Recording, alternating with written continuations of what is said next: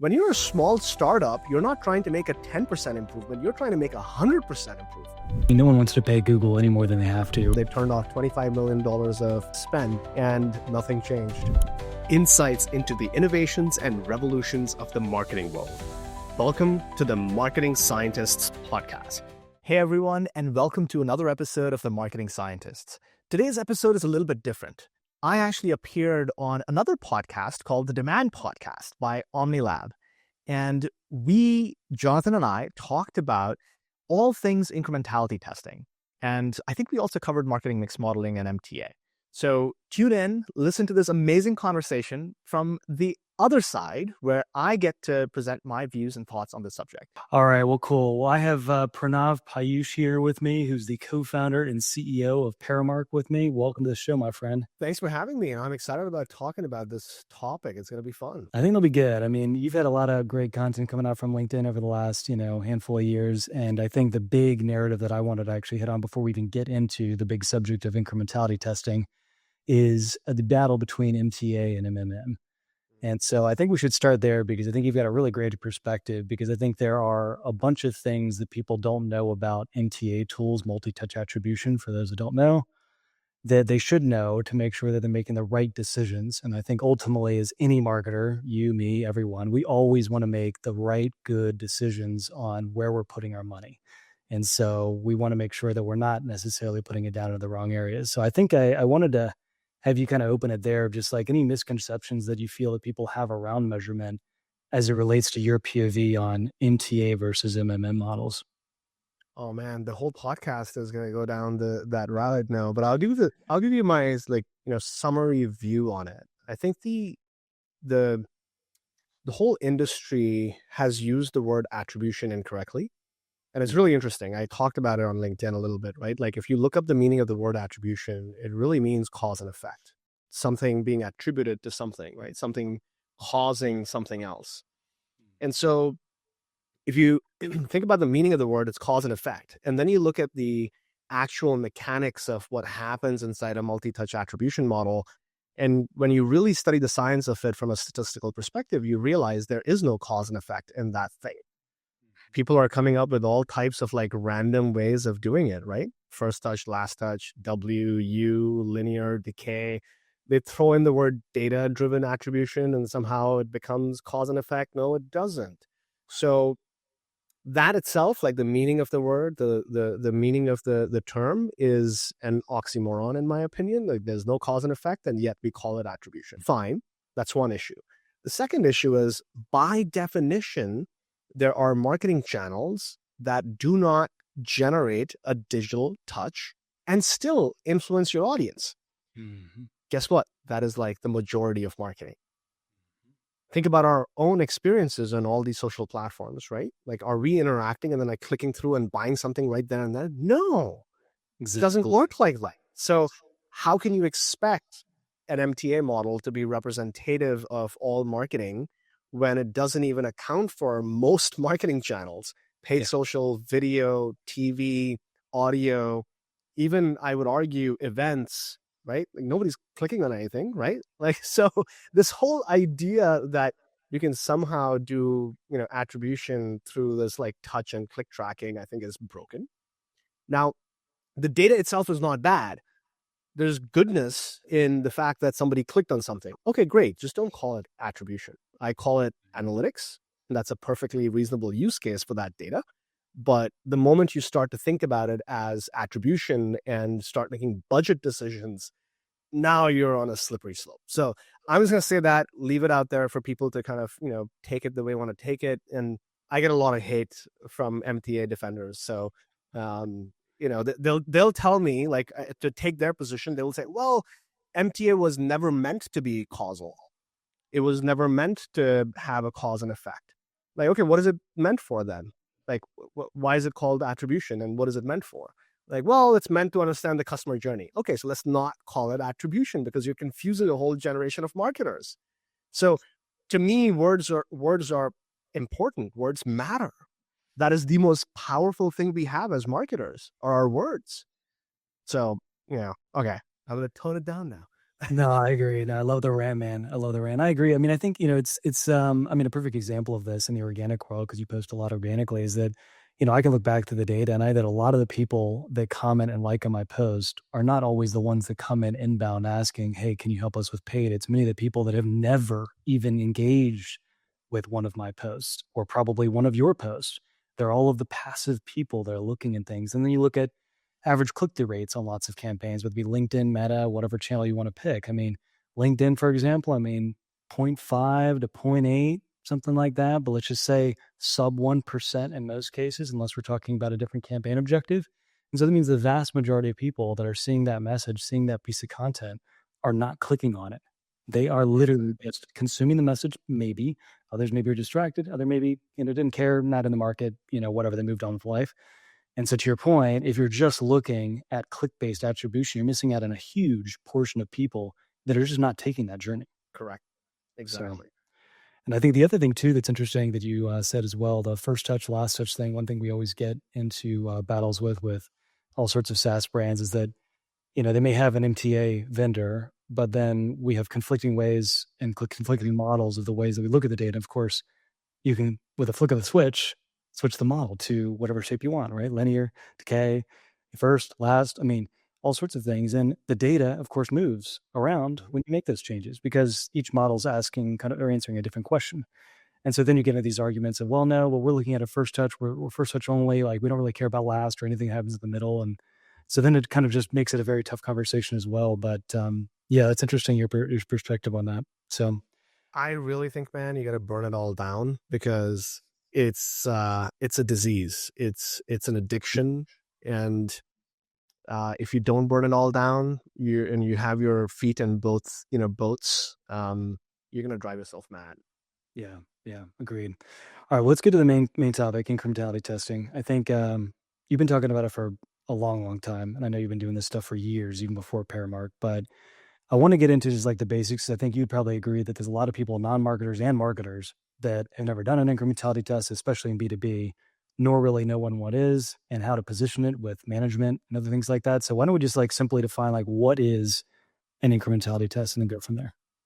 That's a good question. So to talk about incrementality testing, you kind of have to define what do we mean by the word incrementality itself. And I have a very simple explanation. If a prospect would have become a buyer, regardless of what marketing you put in front of them, then that marketing wasn't incremental.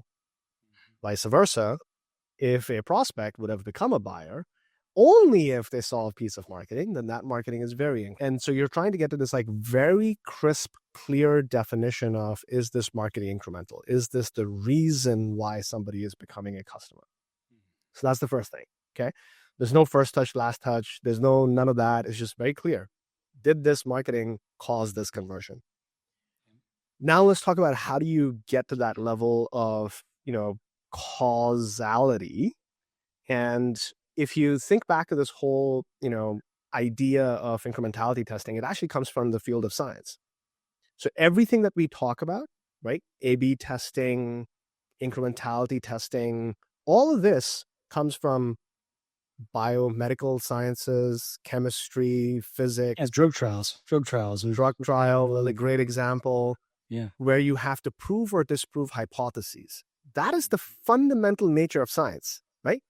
Is you're proving or disproving a hypothesis. Now, let's talk about the scientific method. How do you prove or disprove a hypothesis? First, you have to have a hypothesis. My hypothesis is, when I invest my money on YouTube, I am going to get more conversions. Okay, great. How can you test it? Very simple terms. You take an audience on YouTube that see your ads and take an audience on YouTube that don't see your ads. Now you compare the conversion rate from the audience that did see your ads versus the audience that did not see your ads. Right. And did you see a lift or did you not see a lift? Yep. That is a science experiment. This is what we all did in school in our science classes. Somehow we forgot about it, that you forgot a while ago. We forgot that you can apply this simple methodology to marketing. Yep. So in very simple terms, that's what incrementality testing is. You have to have, a few things. You have to have a hypothesis. You have to have a test bucket and a control bucket. You have to run the experiment for enough time with enough budget to be able to see a valid lift or lack thereof. That is incrementality testing. We can get into more details, but let me pause and see if you have any questions. No. I think that makes sense. And I think the natural thing, and I know you and I have, I think, talked about this a bit, but I think other people would get some insight from this as well, is who is a good fit for doing incrementality testing? And are there variables around the maturity from a data perspective, how much they're spending monthly on ad spend, if it's an advertising type of play, the size of the company, the stage that they're at? I mean, are there any things that reliably like, hey, this is a variable that we feel like is something that would lead to doing incrementality tests? Whereas, hey, if you're not really there, you're too small, you don't have enough data, you're really not mature enough to do this, you probably don't need to think about this right this second. Instead, you should rely on MTA models, other click-based forms, et cetera, till you get to a certain size. Would you say that there's some variable there or no? It's a very good question. And the honest answer is no, everybody can do it. Now, let me explain. Why am I taking such an extreme stance? What I described was a very scientific way of doing it, right? Where you can split your test and control buckets perfectly. In fact, 50-50.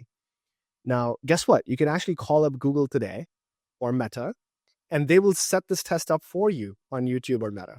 Mm-hmm. Now, they will not serve really, really small brands because it's not worth their time, right? But if you are a big spender, if you're spending tens of thousands, 50,000, whatever on these channels, you can actually call your rep and they will set it up for you. So that's the first thing. If you haven't done that, please go talk to your rep. So there's a gold standard of doing it in a very controlled way where you split it perfectly 50-50. There's a lower standard where you do your split of audience based on geographies.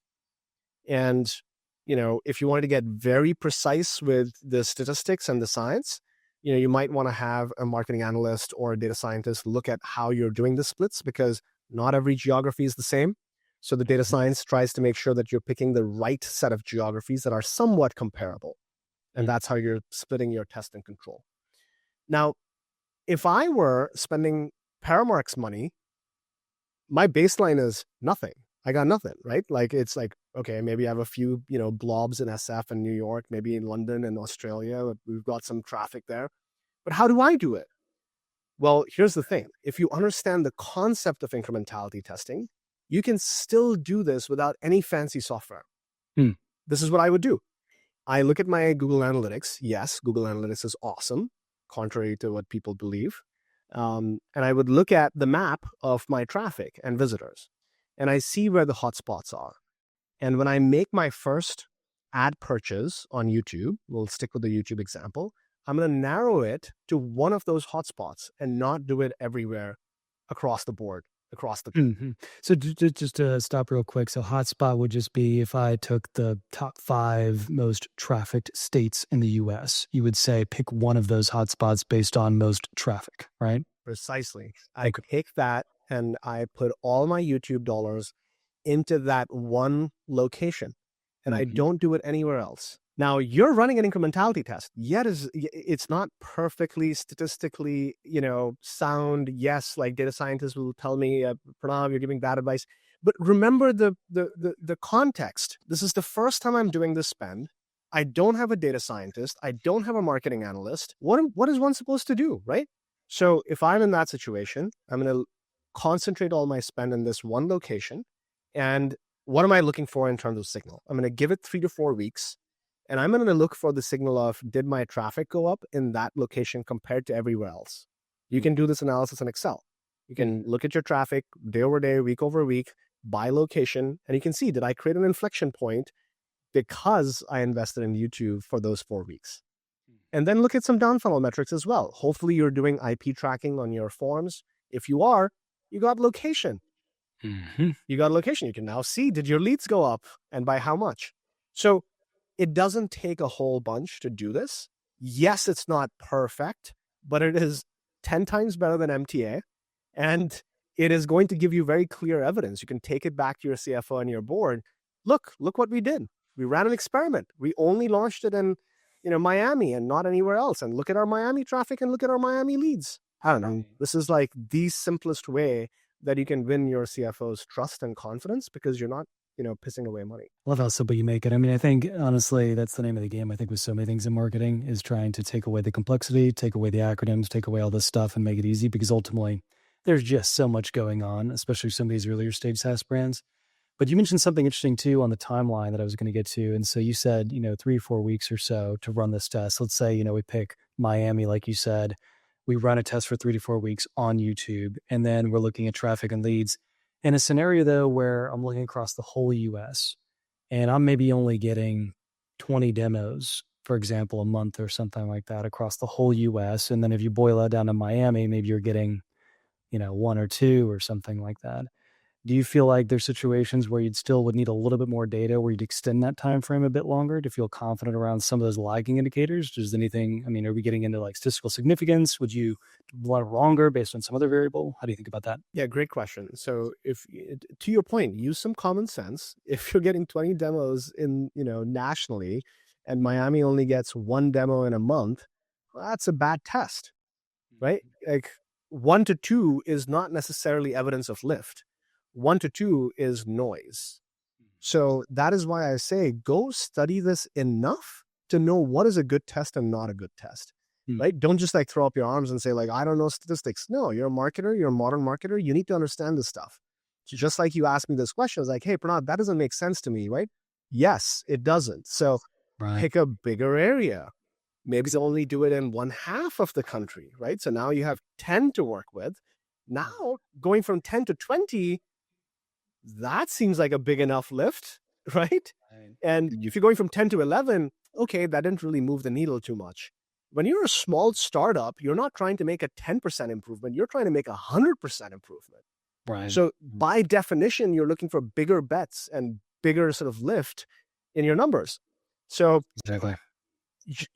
The meta point here is get really comfortable with how this stuff works at scale and figure out how to make it work at your scale, rather than saying it doesn't work for small brands, so I'm not going to do it.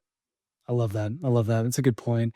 There was something else you said too, a little bit related to this on LinkedIn a little while ago, which is always a hot button topic for everyone, which is brand campaigns on Google. And I love this point, and I fully agree with what you said. And for those that didn't see it, it was really the point of testing, turning off brand completely, either in a geo specifically or even just completely, just and whole, just turn it off. And then to look at the incremental or decrease potential and results over a period of time to understand if, hey, these people would have come in anyway, right? They typed in Paramark. They're probably looking to go to the Paramark's website. I think you guys probably ranked number 1 organically, so they're going to get there anyway. You might have had an ad before. So yeah, now Google's going to take credit, as Google loves to do. And so you had a whole good bit about thinking about incrementality as it relates to this Google brand thing. And I wanted you to kind of like revisit that one more time for people, because I think everyone always has a tough time walking away from their brand campaigns, because typically, of course, they have the highest CTR, they have the highest conversion rates. They typically, of course, have the most demos, opportunities, and things like that. And so one might think, oh my God, Pranav, there's no way I can turn off my brand. And it's one of my best performing campaigns. What would you say on that? I laugh because I've had that conversation so many times with prospects and customers, right? So I'll give you a fun example. I was talking to somebody 2 or 3 days ago. I'm not going to name the brand, but it's a software company. They have a SaaS, and they have a unique name. Okay, it's a very unique name.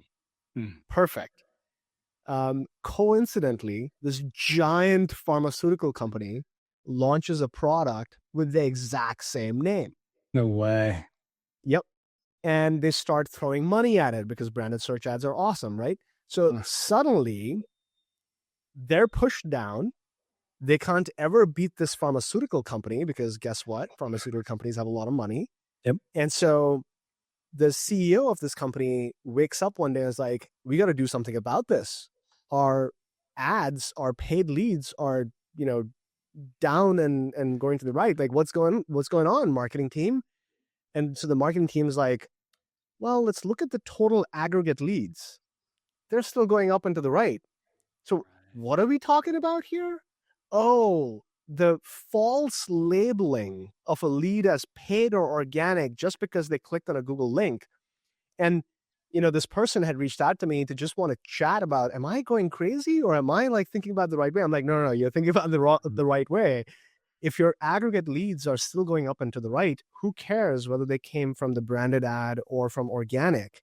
You're actually wasting money by putting money into that brand ad. Let that big pharmaceutical company waste their money. Yeah. You have nothing to lose. So that's hopefully a good explanation of, the topic that, everyone talks about. Now, there was somebody else on that LinkedIn comment who said, look, Pranav, genuinely, what do I do if all my competitors are bidding on my branded keyword? Okay, I understand that. And here's my take. Do you think your competitors are swaying those customers away? Why are they? Just because of one text ad, you have a bigger problem if that is the case. Right. You see what I'm saying? And so that's not the branded search ad, but if you're so defensive where people are able to sway your customers that when they had intent to search for your brand and that they get swayed by somebody else, oof, that's a tough business, my friend. Yeah. So that's what I would say there. And I would say, please test it. Turn it off in one geography and see if any of those leads were incremental or not. I can guarantee to you that almost always people are over-invested. It doesn't mean don't do any investment. All I'm talking about is the level of investment has to be right-sized. It has to be corrected. And I think everyone doesn't, no one wants to pay Google any more than they have to, right? So, everyone should be completely open to the idea of doing this. There should be no reason not to, Because to your point, at the end of the day, the intent was to search for your brand. They're going to find that brand. Now, I could say logically stepping back, with competitor campaigns, because we do run them. Clearly, if I am doing due diligence on a specific category of product and say one comes to mind easier than another, so I type in, say, Paramark or whatever their brand, and then I see an ad for some other competitor, and I just know that I've got to put a couple of options in front of my boss, I might click on it, and I might get to get a demo from both because I'm trying to better understand my options of how they compare. You might have different pricing than the other competitor. You might have something different than, in terms of capabilities, all sorts of things like that happen. But to your point, if you've got a situation where people are literally, doing a 180 and saying, nope, I searched for Paramark. I don't really care. And I don't want to talk to Paramark anymore. I'm just going to go talk to whoever else down below. That's a bigger issue to your point. That means that maybe we haven't done a good enough job educating the market, building awareness, building brand and other social channels. And so then you got to address those things in other ways. So very well said. That's exactly it. And, the other thing that I think about in that conversation is that brand building that everyone loves to hate on has to happen way before people are searching. And, that's got to be the case as how you get more and more people to, search for your specific brand. Right. And there's nothing wrong with competitor, search term sort of bidding. Do it within reason. It can't be the majority of your spend. So again, back to this is a portfolio game. If you have $100 to spend, very often I will see 20%, 30% going to branded search ads. And I'm like, oh, that is not a wise use of money. Now, I will add one more thing. Why does this happen? It happens because somebody built an MTA model. Branded search looks great. CFO's like, amazing, put more money into branded search ads. And you've created this self-fulfilling vicious cycle of your measurement sucks, your CFO believes your wrong measurement, and asks you only to invest in the thing that your broken measurement is pointing to.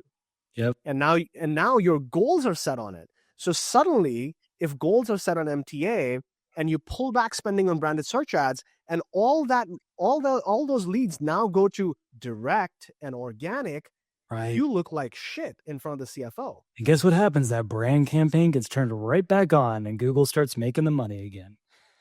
So this is one of the hardest problems that marketers have gotten themselves into, because you have to break out of MTA. You have to break out not just as a marketing team, but also as a finance team.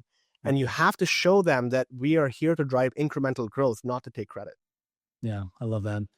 When do you think it's important to run these types of incrementality tests? I think, the common scenario might be a brand might have 25 different campaigns running across multiple different channels. And so we used an example before of YouTube, Miami, or half the country, et cetera, et cetera.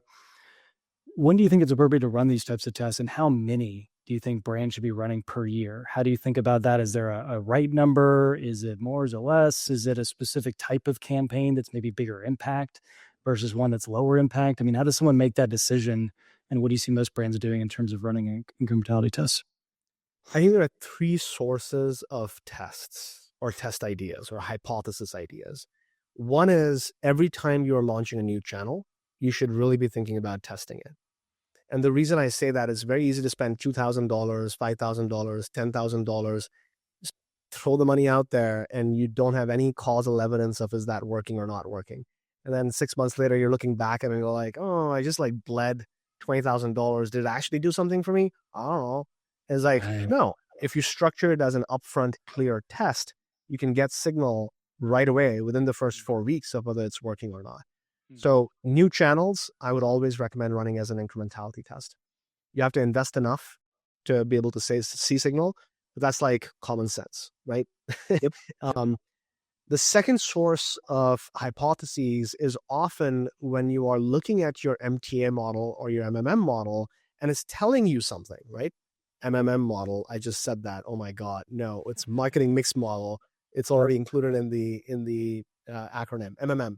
So if you're looking at your MTA model or you're looking at your MMM and they are indicating that a certain channel is more efficient or less efficient, go test that. Right? If it's saying it's very efficient, go double down on it. Put more money in there, right? That's a source of hypotheses. So new channels, and then the outputs from your existing attribution model, whichever model you use, that should inform the testing roadmap. Then there's a third, your creative team.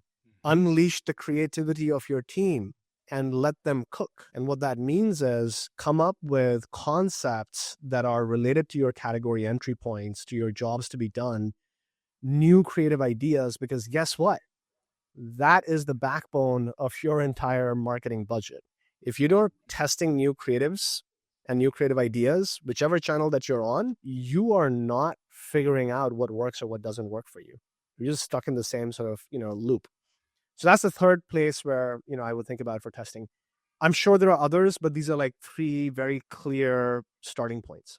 Right. I think it's a good crisp kind of list of things, because I think that clarifies it for some people of the when do I think about doing this, because everyone either has an MT model or they're in a world where they're just using Salesforce or HubSpot, first or last touch or some kind of like weird mix of multi-touch.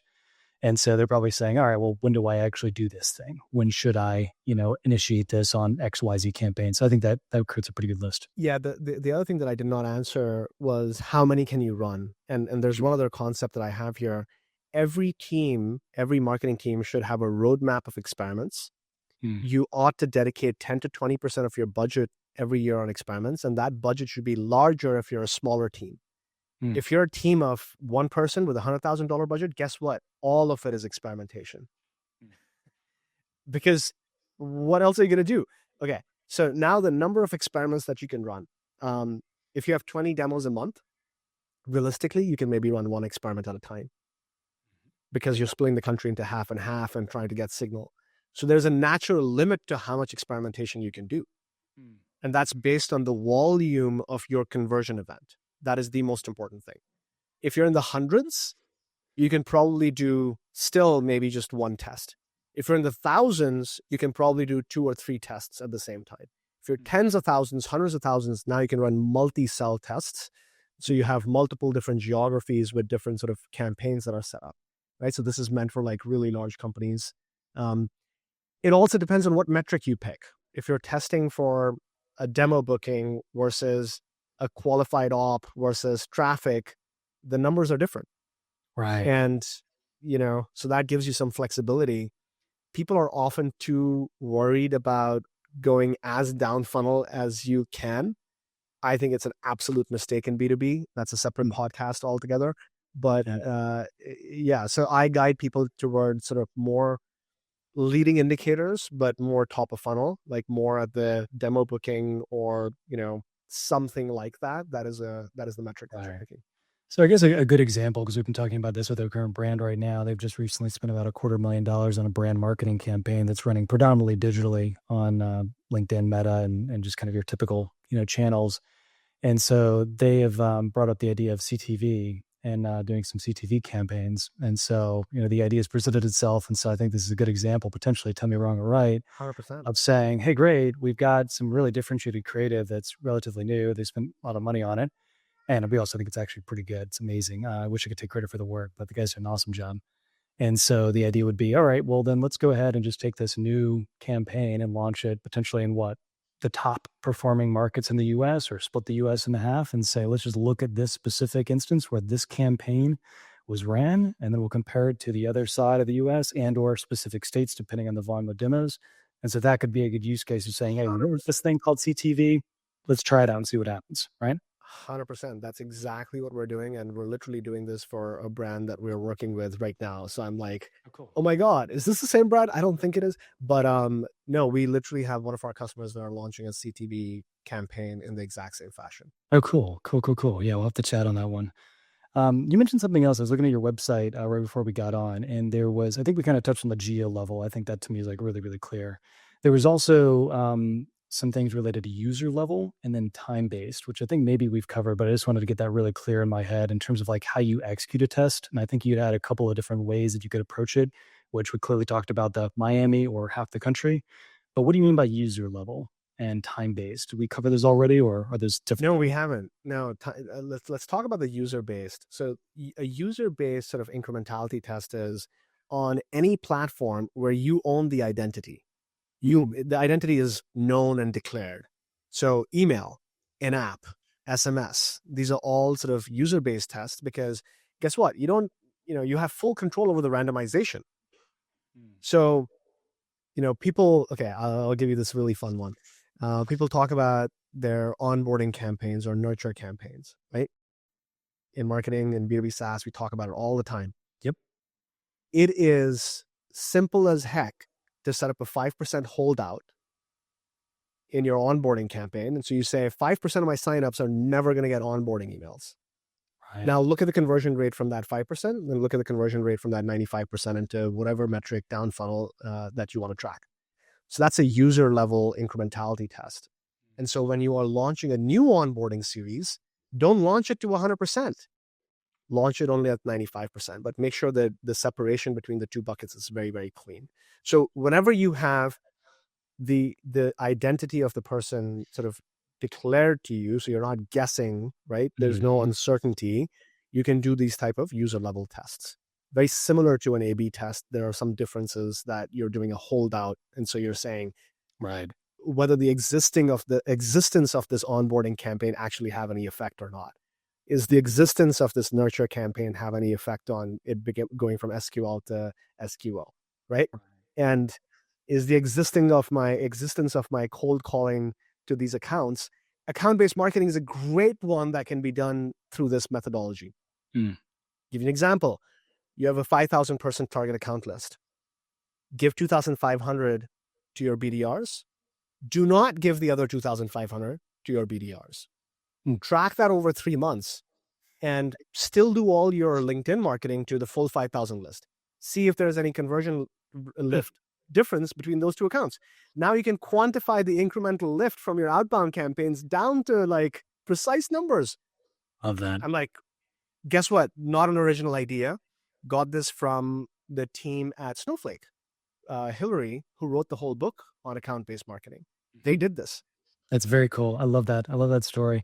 There was a, you had mentioned this, I think, in a post of like one of the objections, though, is relates to audience size. And I think this probably comes up from time to time, too, where people don't want to limit or narrow the audience. They want to go broad. I think, as you said, one of the objections is relates to incrementality testing in some instances, maybe not in that specific example, where people don't want to, they just want to stay broad, right? We don't want to lose out on an opportunity. We don't want to narrow to the specific section for this one campaign because, we got 12 to 18 months to live in terms of runway. We can't afford it, right? We need every single demo we can. So therefore we want to run the campaign. What would you say to that in relation to just people worrying about getting a little bit more narrow to test out something and not exposing, say, another group, whether it be user-based or geo-based or whatever it be, to that type of test? I think it all comes down to the risk tolerance of the decision maker. So if the decision maker is like, hey, I don't care about efficiency and incrementality and ROI, I just want this message out to everybody.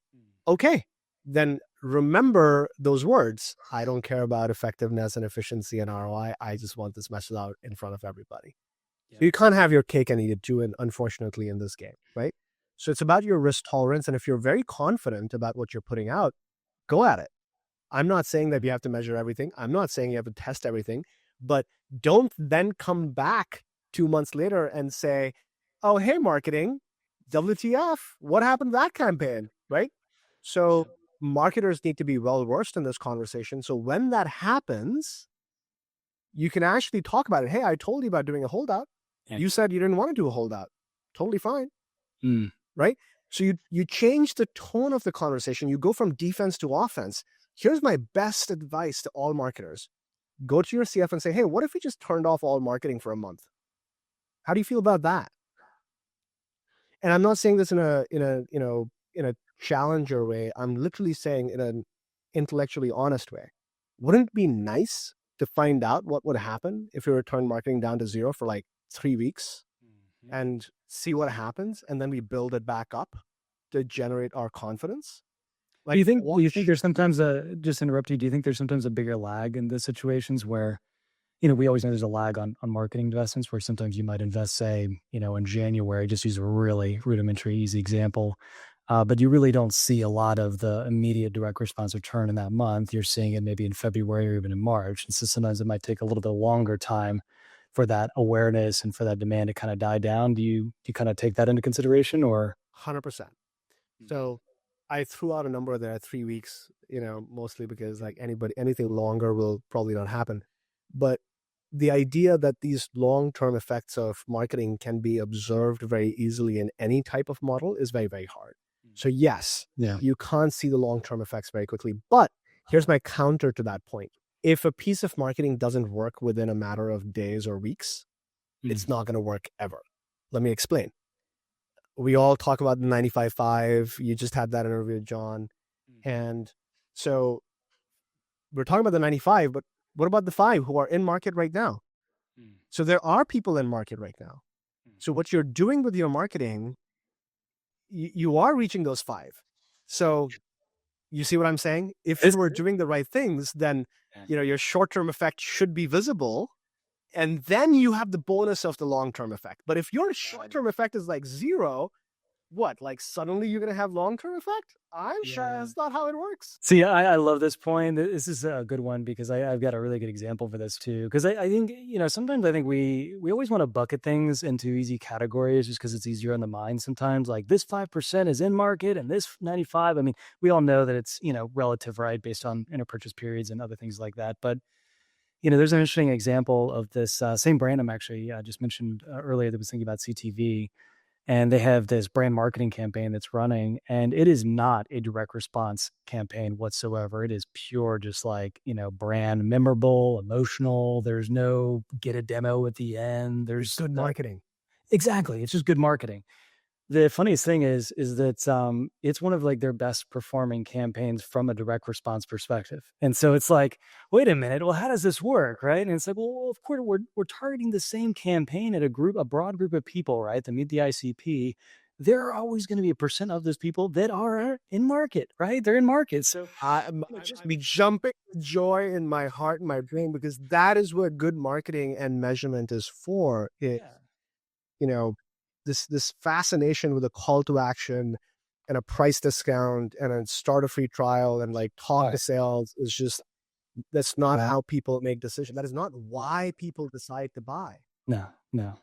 Yeah, not at all. I was talking with Mason Cosby over at Scrappy ABM actually yesterday about this exact thing. And, his big point was, with a lot of his content on LinkedIn, I know yours too, it's very like problem narrative based. It's not like, hey, Paramark's doing a 1-for-2 deal this month. Like we do XYZ, like book a call below if you want. I mean, you're not doing that type of thing. And I mean, his big point was people want to connect to your brand through a problem, a narrative, a situation that they're experiencing, or some frustration or something that they're not meeting in terms of goals. They want to connect themselves to that, and that you potentially are a solution to help them get to that desired goal, outcome, or whatever it may be.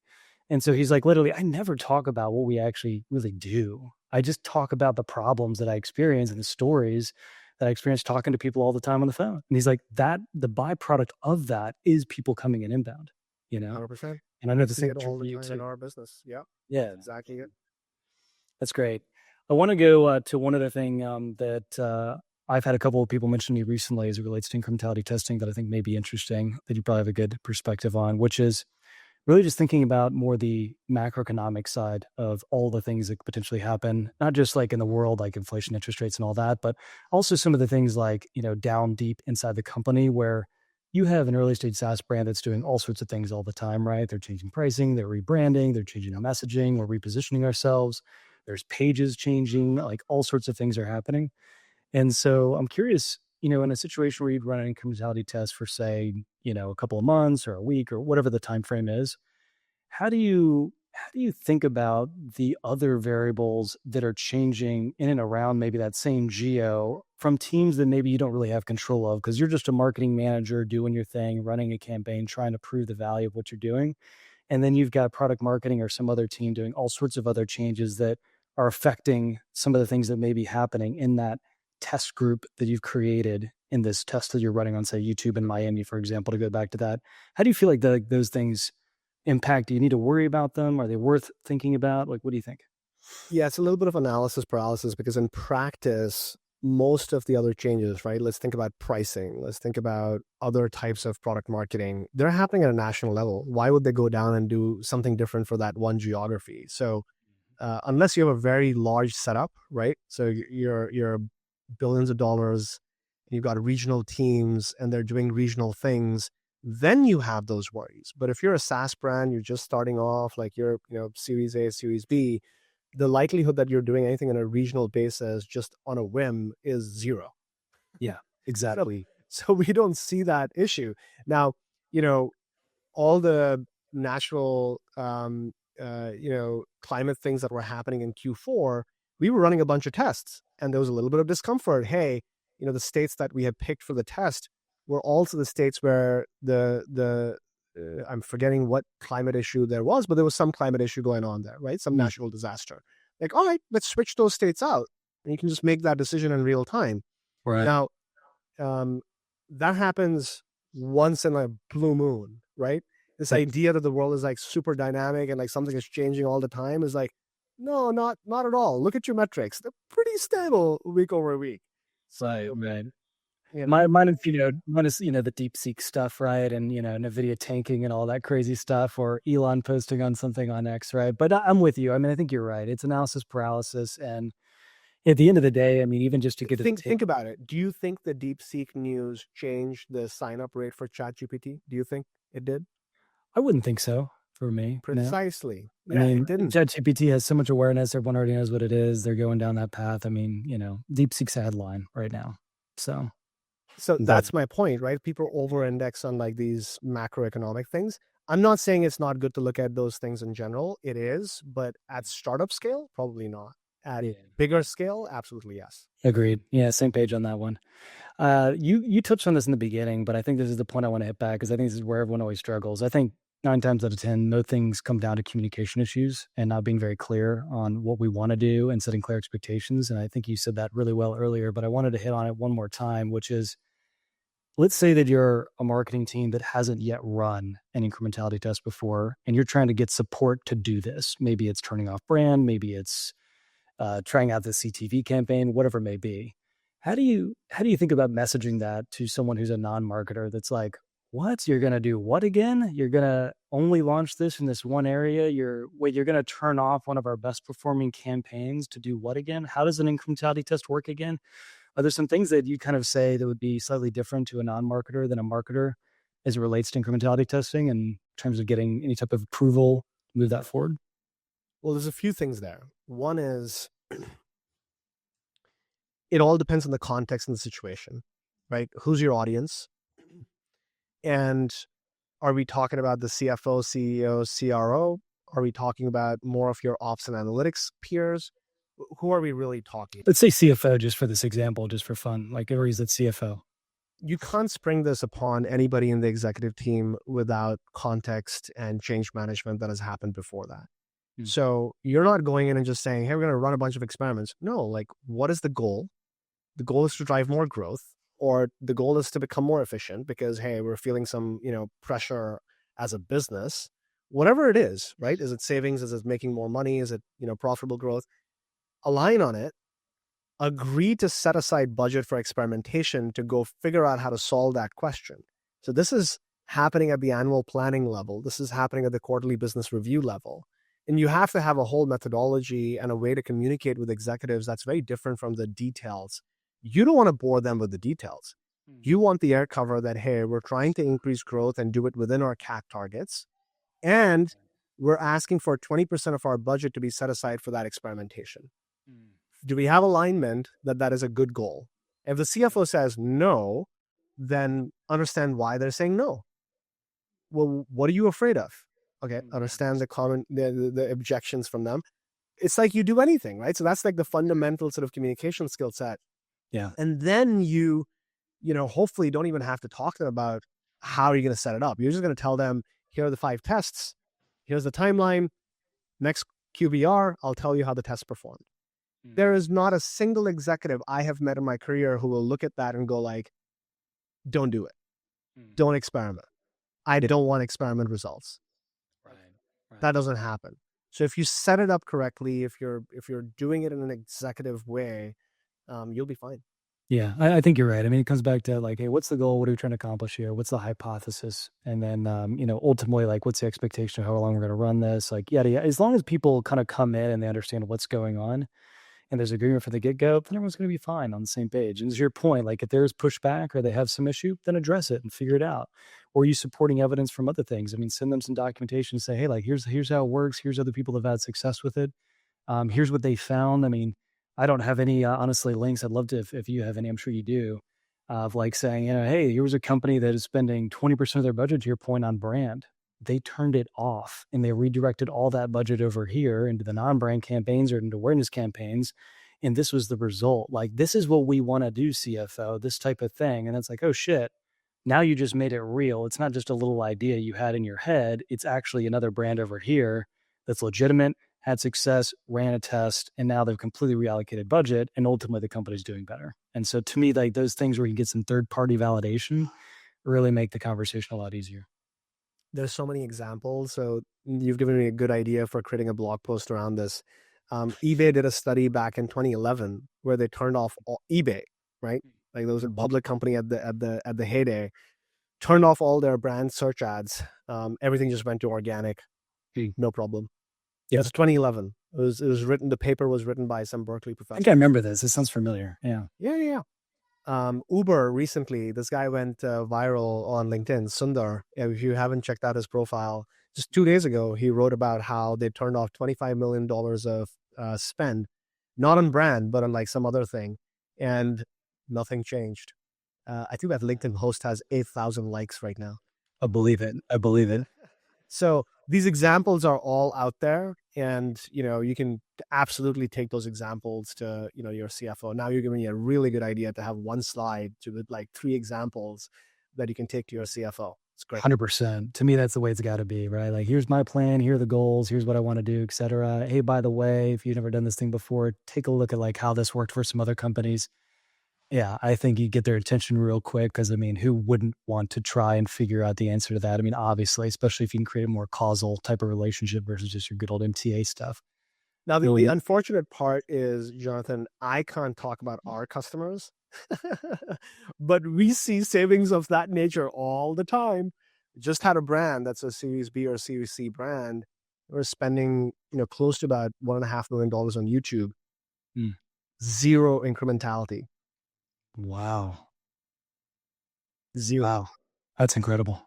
Right in 8 weeks. How much did you say? 1.25 million? I think it's close to $1.5 million a year on YouTube ads and zero incrementality. So wow, money saved. Now the real question is, nobody cares about savings at that stage. What they really care about is, how do I make it work? Right. So now you're back to the drawing board about what is the creative, right? That's what is it going to take to get it to be incremental? Because you can't just give up and say, oh, okay, we found 1.5 in savings and like Series C company. Therefore, turn off. My job's done. Yeah. That's the wrong outcome. So like the savings are there, my friend, like so much waste that happens because people don't have the right measurement. Yeah. Love it. I know we're almost at time. Anything that we didn't touch that you think would be really important to leave people with as it relates to measurement, attribution, incrementality, all things measurement? No, I think you had lots of good questions. I would say if you are on Meta, that is the only platform that has made this super easy. Hmm. There is a native capability to run incrementality tests on Meta. It's self-serve. You can go use it right now. Log into your Meta Ads Manager. You'll see it under the Experiments tab. So go play with that if you have access to a Meta Ads Manager. And you can apply the same principles in DIY methods on other channels, but that's the one channel where it's super easy. Love it, man. If people want to find you, I assume LinkedIn's probably the best spot to go and look you up. LinkedIn is great. I'm just Pranav Piyush. You will find me. Just search for measurement Pranav. You'll probably be able to find me. All right. We'll call it there, man. Well, thanks for jumping on for a little bit, and I think this is great. I think people are going to get some awesome value from it. I appreciate it, Jonathan. Thanks for having me. So there you go, folks. That was Jonathan Bland from the Demand podcast at OmniLab. We talked about all things incrementality, and there'll be a lot more fun stuff to cover next week. So tune in again, and we'll have another fun conversation.